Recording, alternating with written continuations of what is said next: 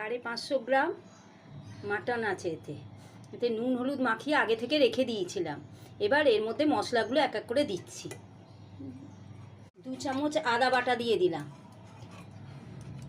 4 চামচ রসুন বাটা দিয়ে দিলাম,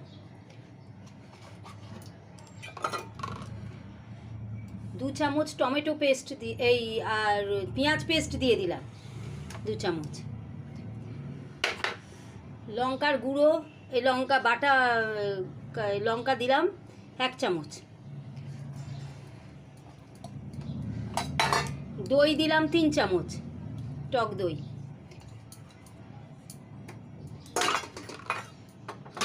টমেটো পেস্ট দিলাম একটা বড় সাইজ,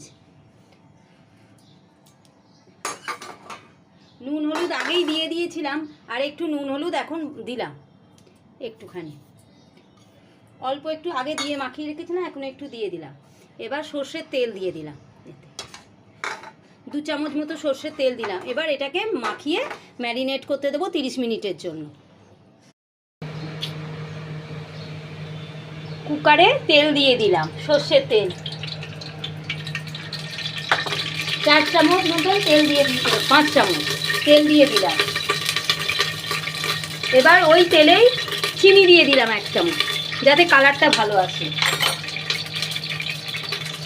ওই তেলে চিনিটা লাল হয়ে গেছে। এবার 4টে লবঙ্গ, 4টে ছোটো এলাচ আর 2টো লবঙ্গ, 4টে ছোটো এলাচ, 4টে দারচিনি দিয়ে দিলাম।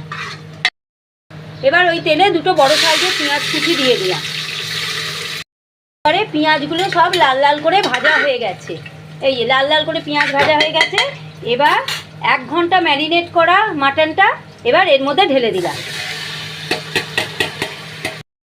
দিয়ে দিলাম, দিয়ে এবার সমানে নাড়াচাড়া। হ্যাঁ, এবারে তেল ছেড়ে এসছে পুরো কষতে কষতে। দিয়ে এবার এতে আলুগুলো দিয়ে দিলাম। আলুগুলো কিন্তু আমি ভাজিনি, এমনি আলু দিয়ে দিলাম। সেদ্ধ করেছিলাম, হাফ সেদ্ধ করা আলু দিয়ে নাড়াচাড়া করছি। হলো, এবার আঁচটার ফ্লেমটাকে ফুল আঁচ করে দিলাম। এতক্ষণ কম আঁচ করে করে করছিলাম, ফুল আঁচ করে দিলাম। দিয়ে এবার এর মধ্যে হালকা গরম জল খানিকটা ঢেলে দেবো। এটা কষা মাটন হচ্ছে তো ওই জন্যে বেশি জল দেব না, কিছুটা জল দিলাম 1 গ্লাস মতন। দিয়ে এটা নাড়াচাড়া করে এর মধ্যে গরম মশলার গুঁড়োটা দিয়ে দিলাম, 1/4 চা চামচ গরম মশলার গুঁড়ো দিয়ে দিলাম।